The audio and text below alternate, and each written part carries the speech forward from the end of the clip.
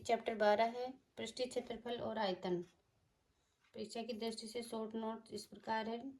आकृतियां दो प्रकार की होती हैं, 2D और 3D। 2D आकृतियां जिसमें 2 विमाएं होती हैं, 3D जिसमें 3 विमाएं होती हैं। 2D में हमारे वर्ग, आय, चतुर्भुज, वृत्त होता है। 3D में बेलन, शंकु, घन और घनाभ और गोला। इसके तो कुछ महत्वपूर्ण सूत्र हैं, ये हम याद रखेंगे। घनाभ के लिए पृष्ठीय क्षेत्रफल और आयतन। पृष्ठीय क्षेत्रफल ये होता है घनाभ का, और आयतन होता है लंबाई गुणा चौड़ाई गुणा ऊंचाई। इसी प्रकार घन है, घन में संपूर्ण पृष्ठीय क्षेत्रफल होता है 6 गुणा भुजा स्क्वायर, और घन का आयतन होता है भुजा की घात 3। इस प्रकार बेलन है, बेलन में ऊंचाई को h माना है, त्रिज्या को r माना है।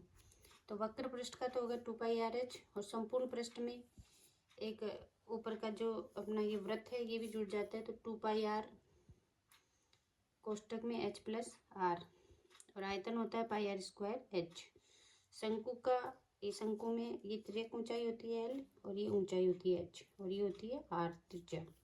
तो शंकु के जो सूत्र हुए वो 3 सूत्र है। वक्र पृष्ठ का तो हो गया πrl, ठीक है, और संपूर्ण पृष्ठ का हो गया πr कोष्टक में l + r, और आयतन होता है 1/3 πr²।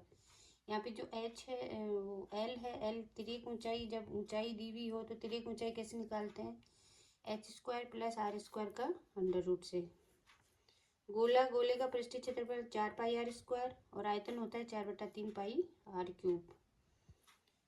अर्धगोले में वक्र पृष्ठीय होता है 2πr², और संपूर्ण पृष्ठीय क्षेत्रफल होता है 3πr², और आयतन रहेगा 2/3 πr³।